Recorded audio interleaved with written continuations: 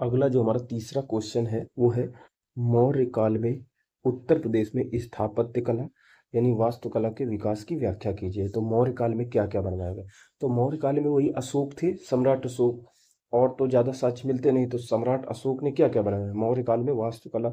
तो सम्राट अशोक द्वारा क्या क्या बनवाया गया? सम्राट अशोक द्वारा बनाए गए स्तंभ बनाए गए हैं, लघु स्तंभ बनाए गए यानी छोटे स्तंभ बनाए गए हैं, वृहद स्तंभ बनाए गए हैं, बड़े बड़े स्तंभ बनाए गए। इनके ऊपर विभिन्न पशुओं की मूर्तियों को अंकित किया गया है। कहीं शेर बिठा दिया है, कहीं सांड है, कहीं हाथी है, कहीं घोड़ा है। ये सारी चीजें अंकन किया गया है। तो मूर्ति कला, ये स्तंभ बनाए गए हैं। स्तूप भी कई जगह बनाए गए हैं सम्राट अशोक द्वारा। कई जगह स्तूप भी बनाए गए हैं सम्राट अशोक द्वारा। कई स्तूप, जैसे धर्मराज का स्तूप जो सारनाथ में, वो अशोक ने ही बनाया, स्तूप बनाए गए हैं। स्तंभ के ऊपर पशुओं का अंकन किए गए। तो ये सारी चीजें हैं मौर्य काल में स्थापत्य कला, ये वास्तुकला। और इसमें सबसे ज्यादा कौन प्रसिद्ध है? जो स्तंभ कला है, स्तंभ कला में जो सारनाथ में है, जिसको धम्म चक्र प्रवर्तन मुद्रा वाला कहते हैं, जिसमें चार सिंह ऐसे करके चारों चारों दिशाओं में ऐसे मुंह करके बैठे हुए हैं, ठीक है। और नीचे अशोक चक्र है, जिसमें 24 तीलियां लगी हुई हैं। चार नीचे जानवर बैठे हुए हैं, जैसे सांड है, हिरन है, घोड़ा, सांड, हिरन, घोड़ा, और एक कोई और है, ठीक है ना। इस तरह से तो मौर्य काल में स्थापत्य कला वास्तुकला के बारे में चलिए इसमें देखते हैं प्रश्न क्या क्या दिया हुआ है प्रश्न में। तो मौर्य काल में उत्तर प्रदेश में स्थापत्य कला वास्तुकला के विकास का की व्याख्या करें। तो मौर्य काल में वास्तुकला का सुनियोजित विकास कार्य प्रारंभ हुआ, क्योंकि राजनीतिक स्थिरता थी। अशोक ने धम्म नीति पालन की थी, तो बहुत ज्यादा शांति वगैरह रहती थी, तो निर्माण कार्य बहुत अच्छा हुआ। मौर्य काल में वास्तुकला का सुनियोजित विकास कार्य प्रारंभ हुआ, जिसके प्रमाण प्रदेश के विविध क्षेत्रों से प्राप्त अशोक के शासन काल में निर्मित स्तूप, स्तंभ और लोक कला के रूप में कलाकारों द्वारा लोक रुचि के विषय, जैसे यक्ष यक्षिणियों की प्रतिभा बनती थी, मृदभांड यानी बर्तन बनते थे, इनका निर्माण किया गया।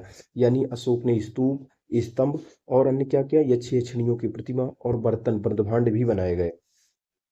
जो सारनाथ से प्राप्त मौर्यकालीन स्तंभ, सारनाथ से प्राप्त मौर्यकालीन स्तंभ शीर्ष, स्तंभ शीर्ष, जिसपे जो अशोक चक्र जिसमें लगा हुआ है, चार शेर बैठे हुए हैं, यही वाला।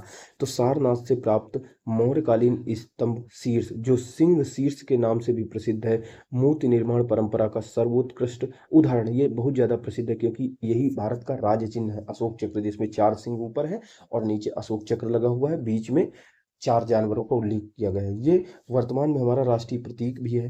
गोलाकार वेदी पर चार दिहाड़ते हुए शेरों की बड़ी बड़ी प्रतिमाएं स्थापित की गई। उस वेदी के निचले भाग में चार पशु हैं, घोड़ा, सांड, हिरण, हाथी। घोड़ा, सांड, हिरण, हाथी, इनको गतिमान मुद्रा में उकेरा गया है। निर्माण योजना में मूर्तिकार के उत्कृष्ट कौशल की झलक दिखाई देती है। यह स्तंभ शीर्ष धम्म चक्र प्रवर्तन का मानक प्रतीक माना जाता है। जो चक्र है वो घूम रहा है, वो इसीलिए कहते हैं कि धम्म चक्र प्रवर्तन, ये प्रगति चलती रहती है।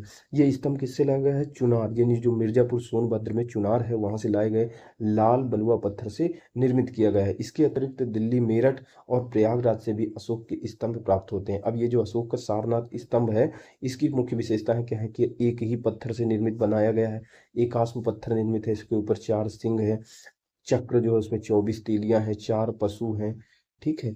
उसके बाद अशोक की शक्ति का प्रतीक माना जाता है, धम्म चक्र प्रवर्तन की मुद्रा मानी जाती है।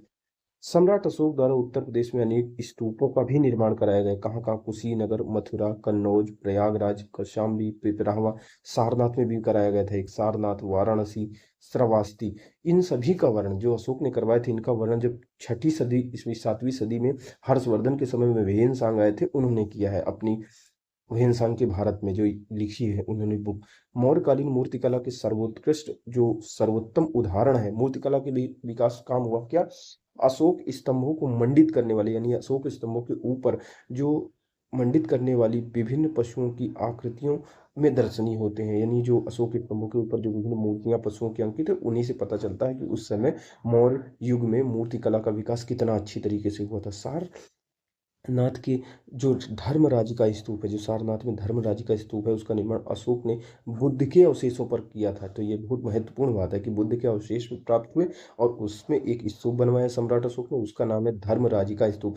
निष्कर्षतः हम कह सकते हैं कि कला मानव की रचनात्मक कल्पनाओं की अभिव्यक्ति मानी जाती है, जिसका चित्रण मौर्य काल में देखने को मिलता है। सम्राट अशोक के नेतृत्व में उत्तर प्रदेश में सम्राट अशोक के नेतृत्व में वास्तुकला का विकास कार्य सराहनीय रहा है।